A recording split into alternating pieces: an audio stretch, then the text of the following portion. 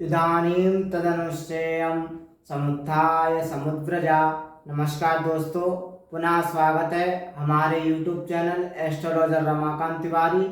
आज मैं आप सभी को बहुत अच्छे व्यक्ति की कुंडली लेकर उपस्थित हुआ हूँ, जिनका नाम आप सभी जानते होंगे।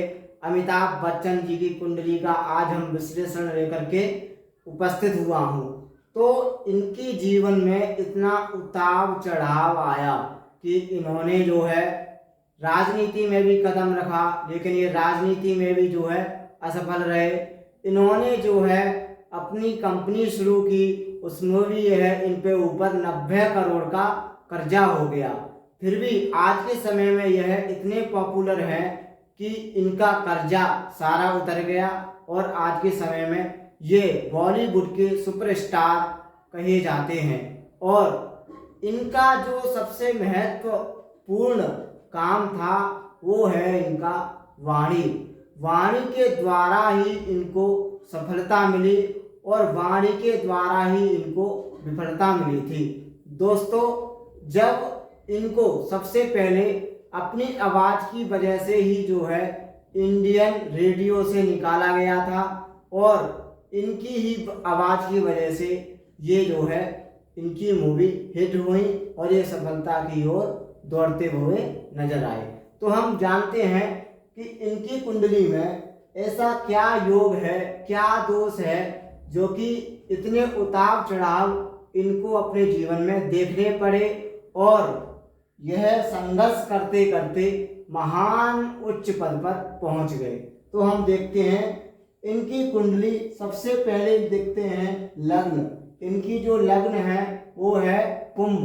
कुंभ अर्थात इसका स्वामी होता है शनि, जो कि शनि हमेशा मेहनतशील होता है, कर्मशील होता है। अर्थात जातक की जो लग्न है वो कर्मशील है, अर्थात जातक कभी भी कर्म करने से रुका नहीं। चाहे वो जो है कितना भी विफल रहा हो, लेकिन वो अपने कर्म को करता रहा। तो हम इनका जो लग्न है कर्म और कर्म भाव में बैठे हुए हैं केतु। तो केतु हमको क्या करते हैं, जहां बैठते हैं वहां पर 5 गुना वृद्धि और कर देते हैं। तो इन्होंने 5 गुना वृद्धि और कर दी। ये जो है तेजी से मेहनत करने वाले थे। इनका जो लग्नेश है अर्थात यहाँ का जो स्वामी है वो शुक्र की राशि में चतुर्थ भाव में बैठे हुए हैं। कहाँ? चतुर्थ भाव में बैठे हुए हैं। तो जातक को यह निश्चित है कि जातक को पैतृक संपत्ति तो ज्यादा नहीं मिली, ना ही जो है शुरुआत में कोई साधन का सुख था। और शनि कहाँ? शनि भी कहाँ देख रहे थे? दशम भाव को। अर्थात दशम भाव को शनि देख रहे थे, कर्म भाव को देख रहे थे, पिता वाले भाव को देख रहे थे। तो कहीं ना कहीं जो है अमिताभ बच्चन जी का कर्म इतना अच्छा रहा, कर्मशील रहे कि वो वाणी के द्वारा ही, अपनी आवाज के द्वारा ही विफल रहे और अपनी आवाज के द्वारा ही उन्होंने सफलता को प्राप्त किया। अब दूसरा हम देखते हैं इनका द्वितीय भाव। इनका जो द्वितीय भाव का स्वामी है बृहस्पति, इनका जो वाणी भाव का स्वामी है बृहस्पति, वो कैसा है? तो बृहस्पति षष्ठ भाव में उच्च का होकर के विराजमान है। बृहस्पति उच्च का होकर के षष्ठ भाव में विराजमान है। तो दर्शकों में यह बताना चाहता हूं कि अपनी वाणी के द्वारा ही जो है ये विफल रहे। तो वाणी क्या है? बुध ग्रह से वाणी देखी जाती है। तो बुध इनका कैसा है? बुध इनका पंचम भाव का स्वामी होकर के, अर्थात पंचम भाव का स्वामी होकर के अष्टम भाव में जाकर के उच्च के बैठे हुए हैं। क्या? अष्टम भाव में जाकर के उच्च के बैठे हुए हैं। और सूर्य के साथ बैठने से बुध आदित्य योग का निर्माण हो रहा है। तो कहीं ना कहीं जातक को जो है बुध ने शुरुआत में जो है विफलता दिलाई। क्या? शुरुआत में विफलता दिलाई, लेकिन जब बृहस्पति की महादशा आई, जब वाणी भाव ग्रह की महादशा आई, तो जातक को बृहस्पति कहाँ देख रहे थे? द्वादश भाव को। बृहस्पति कहाँ देख रहे थे? द्वादश भाव को। वाणी के द्वारा ही जातक को इतना तेजी से जातक को सफलता प्राप्त कराई। वो किसने कराई? बृहस्पति ने। दूसरा, हमारे पाप ग्रह जो होते हैं वो हमको मध्य अवस्था में फल देते हैं, शुरुआत में हमको फल नहीं देती। तो यहाँ पर जो वाणी कारक ग्रह बुध था वो था उच्च का, लेकिन इस ग्रह ने शुरुआत में हमको सफलता नहीं दिलाई, सफलता हमको मध्य अवस्था के बाद इनको दिलाई। अब हम इनकी बात करते हैं, ये राजनीति में भी गए थे, ये सांसद भी बन गए थे, लेकिन इनको राजनीति ही क्यों नहीं पसंद आई, ये राजनीति इनको क्यों छोड़नी पड़ी।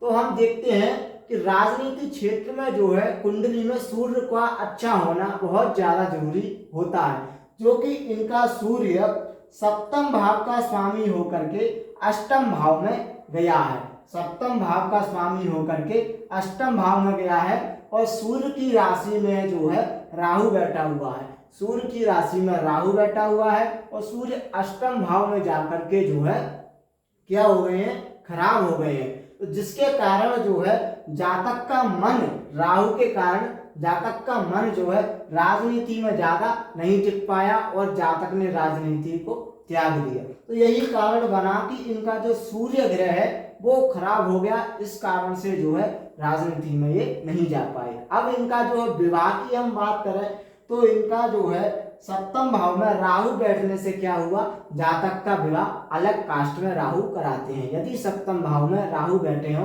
तो जातक का विवाह अलग कास्ट में कराते हैं। वहीं पर हम देखें तो गुरु की राशि, गुरु जो है षष्ठ भाव में बैठे हुए हैं, तो जातक ने बहुत सारे शत्रु बने, कर्ज बहुत ज्यादा हो गया, जातक के ऊपर कर्ज बहुत ज्यादा हो गया।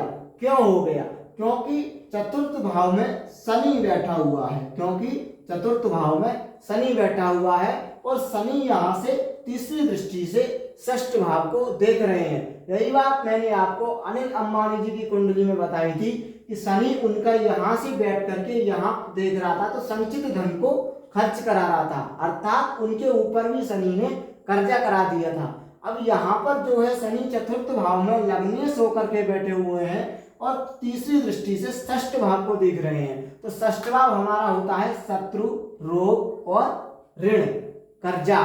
तो शनि ने जब तीसरी दृष्टि से षष्ठ भाव को देखा तो जातक के ऊपर बहुत ज्यादा कर्जा करा दिया। क्या करा दिया, जातक के ऊपर बहुत ज्यादा कर्जा करा दिया। लेकिन कर्जा जातक के ऊपर ज्यादा दिन तक क्यों नहीं रहा, क्योंकि यहाँ पर बृहस्पति उच्च के बैठे थे और बृहस्पति शनि की राशि को देख रहे थे, और शनि और बृहस्पति में समता है, क्या है, एक दूसरे को सम मानते हैं, इसलिए जातक के ऊपर ज्यादा कर्जा नहीं हुआ, जातक कर्जे को जल्दी ही निपटा दिया। तो इनकी कुंडली में जो है सारे ग्रह जो है इतने अच्छे बैठे हुए हैं और इतने खराब भी बैठे हुए हैं, तब भी इनकी जीवन में उतार चढ़ाव जो है होता रहा। तो जातक के जीवन में उतार चढ़ाव रहता है। आपको यही जानने की कोशिश करनी चाहिए कि हमारी कुंडली में जो है क्या ऐसे ग्रह बैठे हुए हैं जो हमको उतार चढ़ाव जीवन में लाते रहते हैं, तो आपको उनकी शांति अवश्य करानी चाहिए। नहीं तो ये ग्रह आपको जो है कभी कभी बहुत ज्यादा प्रॉब्लम में डाल देते हैं। तो यही चीज जो है मैं आपको बताना चाहता था कि ये व्यक्ति जो है इनकी कुंडली में इतने सारे दोस्त थे, फिर भी यह आज के समय में उच्च शिखर पर हैं, बॉलीवुड के बहुत अच्छे जाने माने अभिनेता माने जाते हैं। तो आज मैं आप सभी को यही बताना चाहता था कि हमारी कुंडली में कितने भी चाहे दोष हों, लेकिन यदि हमारा कर्म और जातक निरंतर प्रयास करता है तो उसको सफलता अवश्य मिलती है। जैसे कि इनका शनि कर्म भाव को देख रहा था, यह अपने कर्म पर निर्भर थे कि मैं एक ना एक दिन अवश्य जो है ऊंचाइयों पर जाऊंगा। तो दर्शकों, आप यदि अपनी कुंडली का विश्लेषण कराना चाहते हैं तो हमारे नंबर का कांटेक्ट कर सकते हैं। हमारा नंबर स्क्रीन पर आ रहा होगा, और आगे मिलता हूं मैं अपने अगले वीडियो में और किसी व्यक्ति की कुंडली लेकर के। जब तक के लिए नमस्कार, राधे।